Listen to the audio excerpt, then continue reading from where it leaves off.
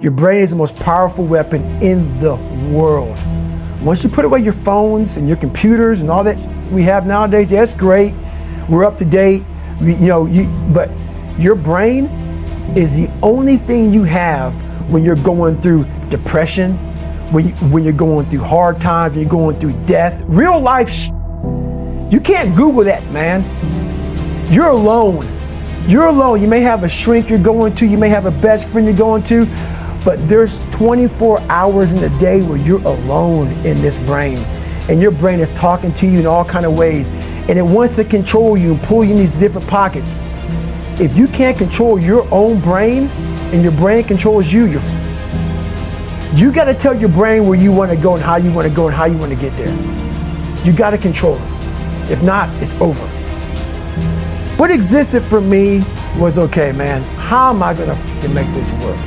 And all I knew back then was hard work. The only way anything gets accomplished.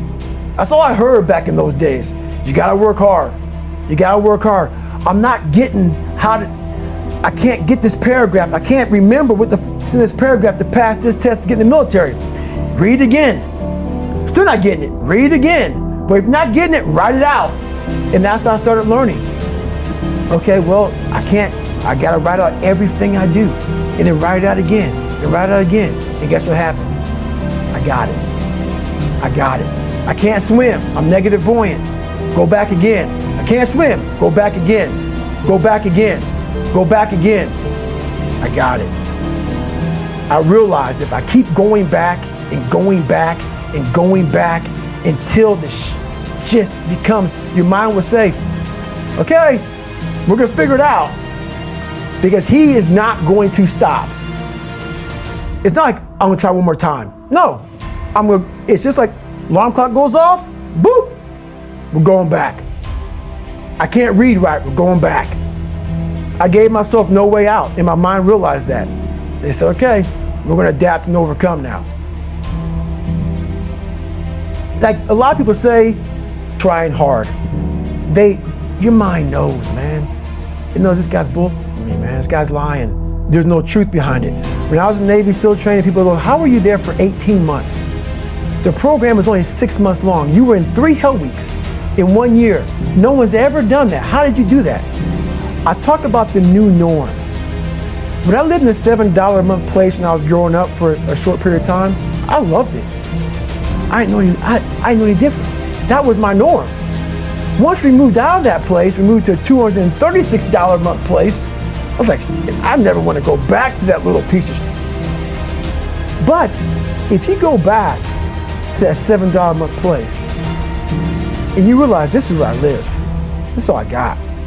Your mind says, roger that, this is home. So when I was going through Navy SEAL training for 18 months and going back through all the hard parts over and over again, I told myself after the first time, I knew it was gonna be a long journey there. My body was breaking down. It was just how it was going on. I said, you know what, this is my new norm. So my mind said, it's like going to work. Like you go to work, you put your suit and tie on, I go into suffering every day. Every day, suffering, being broken, duct taping my feet up, stress fractures, shin splits, being broken. This is my new norm. And your mind says, if we're not broken, this ain't normal. We gotta be broken. So then your mind starts to get tougher and tougher and more callous. People go, how did you run on broken feet? Broken shins. My mind knew this is how we operate. We're in Navy SEAL training. This is what we are. I became hell. And that became my new norm. I gave myself no way out. There was nothing outside these walls of hell. Nothing. I love God, but for a short period of time, I became the devil, because that was hell. I became the boss, the owner, the CEO of Navy SEAL training. That was my mindset. And that's how you get through things. You immerse yourself wherever it is, and you become that. You become that and give yourself no way out. When I was 297 pounds and I was fat as hell trying to be a Navy SEAL, the scariest thing in the world to me, even to this day, was that could have been the rest of my life.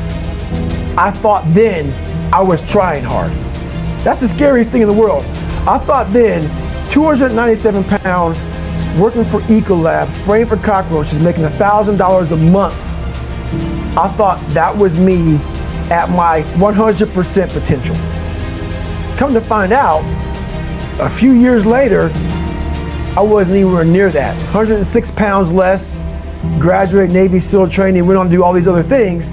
Looking back on that, that was me trying hard. That's why people gotta understand, what is in us, we have no idea until we start trying hard. And I mean really trying hard, where you're obsessed with, hey, this is my new norm. My new norm is that, wow, this isn't always fun. It's not always meant to be fun. And that's when you know you're trying hard. People hear my story and think this guy is sadistic. I realized how the brain works. I figured out how the brain works. I'm a scared kid, and that's what gives me so much power. I had no foundation, and I built this off of just researching the mind. The feeling you get is basically invincibility. You realize that you can't do it all the time. When you need to do it, I know I can go to a place that I can live in. And when you know that you can run on broken legs, and you can do certain things that a lot of people can do, but they're not willing to do, this power, this sympathetic nervous system of fight or flight, and you're fighting, it gives you this charge of energy of when you're sitting there at 3:30, 4 o'clock in the morning, and you're duct taping your feet up because they're broken, and you're doing it by yourself, and you're going through arguably one of the hardest training in the world. And these guys, most of them are healthy, and you're going through it broken, and you're already at a disadvantage, but you're still there. You can feed into that and tap into that for a lot of power. But if you look at it, well, I'm broken, man. I'm not gonna make it. But if you look at it as, man, I'm broken and I'm still here, and I'm fighting, and I'm gonna find a way to get through this, because I have no other place to go. It gives you a lot of power. When things start to suck really, really bad, my brain and a lot of people's brain, they don't go to your dad beating you up. Your brain says, we gotta get the out of here. This is miserable. So anger goes away a lot of times when you're suffering, because your brain just says, we gotta run, we gotta go. So that anger is not popping up saying, oh, I'm gonna show them, I'm gonna show those people. No, there has to be a much deeper, when I say deeper, it has to be down to mineral soil. It has to be down to that nice mineral soil where nothing can burn. You can't burn dirt. So it has to be down that low, that literally is something in you that's at the core of your soul. But you don't find it unless you spend a lot of time with what you want to be in life. I can't give that to you. Right. You can't give it to somebody. When you find your true passion in life, and my passion for me was like, oh, I want to be, I don't give a Navy SEALs, Army, I don't give a shit. I want to serve my country. I want to be someone that I'm proud of. I want to look at myself in the mirror because I was so disappointed. That accountability mirror I talk about, I was so disappointed in what I saw every day. I wanted everybody to love David Goggins. And a lot of people did. I didn't love myself. But I knew a lot of us want to find peace first. So people say, man, you always talk about this suffering and pain. I'm at peace right now because I went through that. You don't find peace first. If you do, Merry Christmas. More power to you. More power to you. I found peace on the opposite end of finding myself. And no one really finds himself without going through trials, tribulations, suffering, accountability. And accountability is suffering. Being accountable every day for doing right for yourself, for the people next to you, it's miserable. It's hard. So, even the smallest details.